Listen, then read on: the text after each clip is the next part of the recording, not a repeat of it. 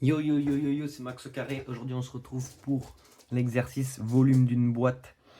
Donc, quelqu'un a désiré avec une feuille de papier carré de 20 cm sur 20 cm réaliser une boîte comme ci-contre. Donc, il découpe les côtés et ça fait voilà un truc à plier comme ça. Il plie ensuite et ensuite il colle les languettes et ça fait une petite boîte comme ça.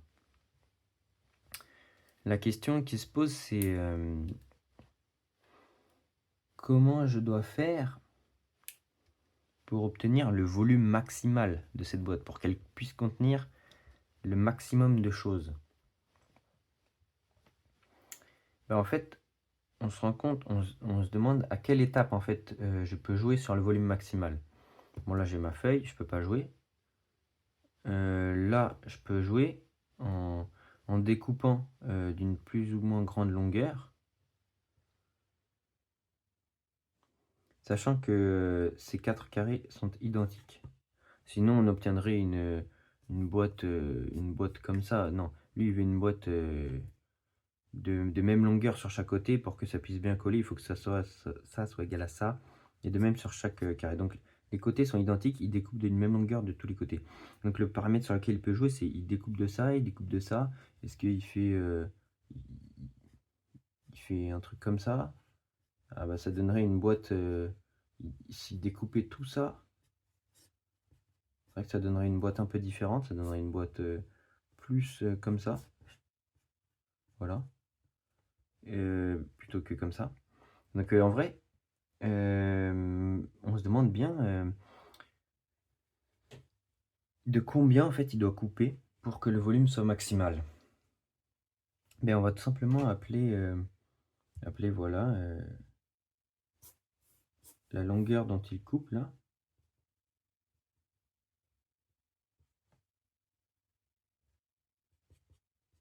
On va l'appeler X. Hop, X. Donc comme on a dit, il y a X ici, c'est un carré. Il y a X ici, tous les carrés sont identiques. Voilà. Voilà, X, X, X, X, X.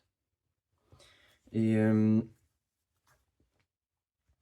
on veut déterminer le volume de la boîte. Donc on va calculer V de la boîte. Donc ça va être ça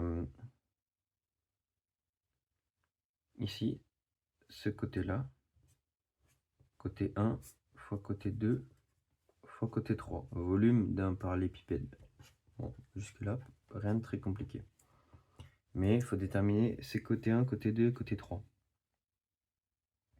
En fait, si on se représente la boîte, le fond de la boîte, là, bah, quand on va replier les choses comme ça, hop, tac, tac, tac, bah, en fait, le fond de la boîte, ce sera plus que ça. Donc en fait, côté 1, il est là, côté 2, il est là. Côté 1, il est là, côté 2, il est là. Voilà. Et il se trouve que comme on a X de ce côté-là, X de ce côté-là, X de ce côté-là, et on sait que au départ, voilà, on a 20 cm, ben, je crois que c'est assez facile d'accéder à côté 1 et côté 2, qui ont l'air d'être égaux. Donc, si on réécrit, on peut résoudre une petite équation. 20 cm égale, si on regarde, X plus côté 2 plus X. Voilà, hop. Et de la même manière, 20 cm égale X plus côté 1 plus X.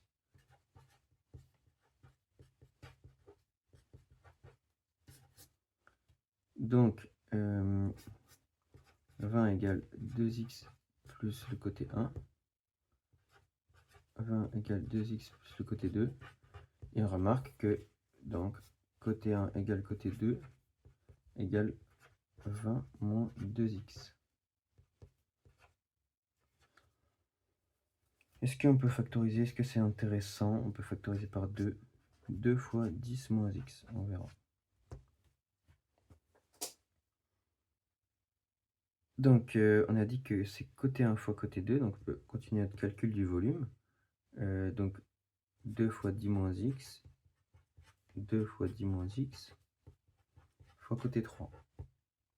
Et côté 3, en fait, c'est ça. C'est ce dont on a refermé la languette. Donc si on se reprojette sur le dessin, le côté 3, c'est lui, côté 3. Donc en fait, le côté 3, bah, c'est ça. Le côté 3, c'est quoi? C'est tout simplement x. Et oui, côté 3, ce dont on a refermé par la languette. Et donc, on obtient, donc si on calcule 2 fois 2, 4, hop, 10 moins x fois 10 moins x, ça fait 10 moins x au carré. Et donc fois x. Donc on a trouvé notre expression du volume de la boîte. En fonction de x, le paramètre, et on va déterminer quel est le x qui convient pour atteindre le volume maximal de cette boîte.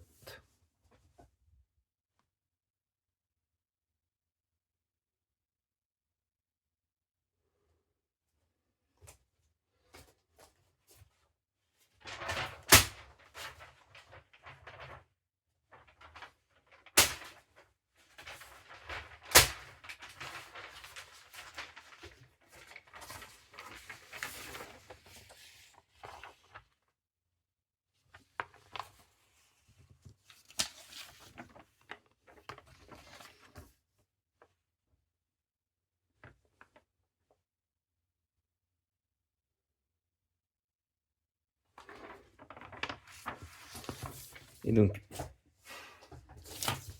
on va étudier la fonction volume de la boîte de x.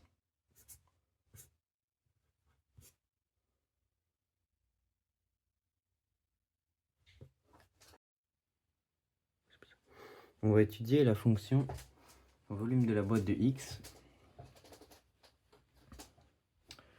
donc qui est 4 fois 10 moins x au carré fois x. On va dériver ça. La prime de x égale donc 4 devant, il ne change rien. Et on va faire la dérivée d'un produit. La dérivée de ça, c'est une composée. Bah, c'est un carré, c'est 2 fois 10 moins x. Fois la dérivée de ce qui est à l'intérieur par rapport à x, et bah, c'est moins 1. Donc fois le x, plus ça, et ça on le dérive, ça fait 1. Donc ça fait 4 fois le moins 1, on le met là-dedans, ça fait 2 fois x moins 10 fois x, plus 10 moins x au carré. Bon, on va développer un peu tout ça, ou c'est pas utile. Je crois déjà qu'on peut factoriser par x moins 10 fois donc 2x plus x moins 10 égale 4 fois x moins 10 fois 3x moins 10. Hop là. On a une belle expression de ça. Et on peut tracer tout simplement le tableau de variation de cette fonction.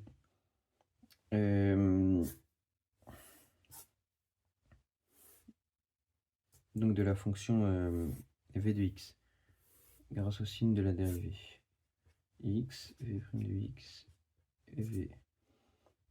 Donc le x, il va de 0 à 10 en vrai, hein, puisque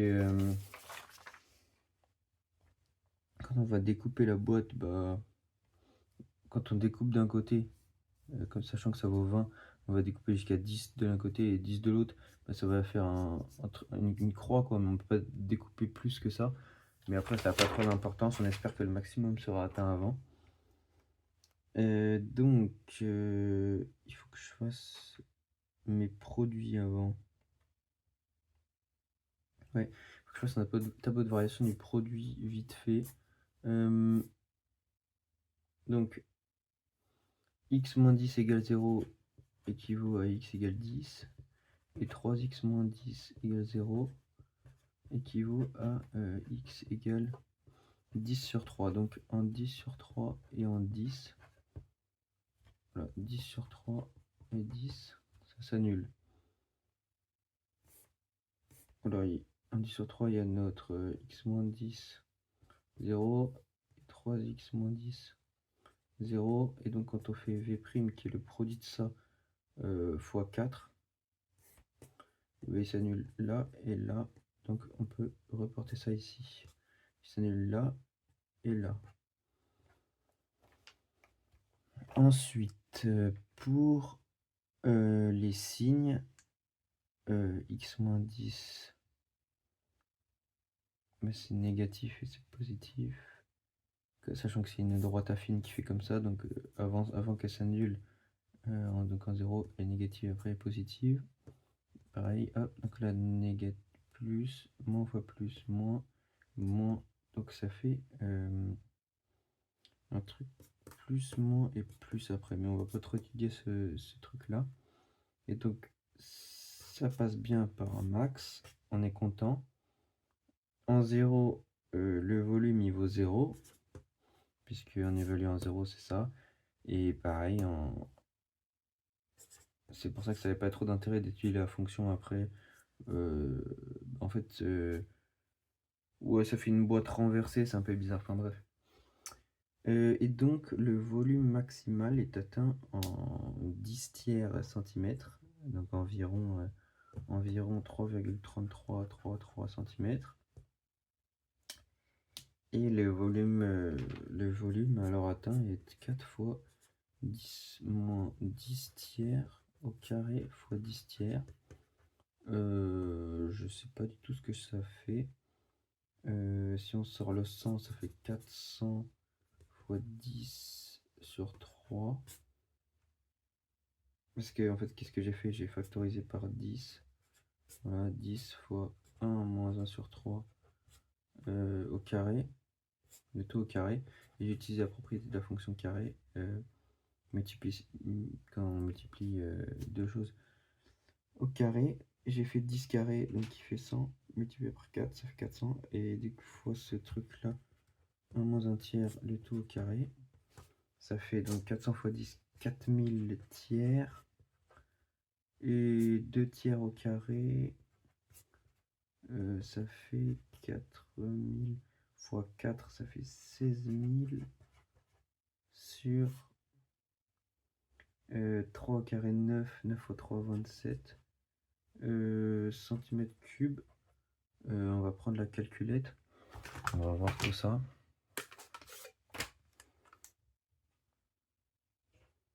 Je sais pas si vous voyez bien, mais 16 000 sur 27, ça fait environ 593 cm3. Et donc il faut couper à environ 3,3 cm.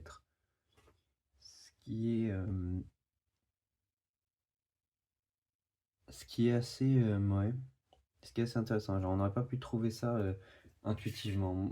Si on me demande de faire un volume maximal là avec 20 cm, bah je me dis il faut pas que j'aille jusqu'au bout, il faut pas que j'aille là, mais bah, je serais allé environ à la moitié quoi, donc 5 cm. Et c'est vrai que ce 3,33 il est assez intéressant. Voilà, c'est tout pour la vidéo, merci d'avoir regardé.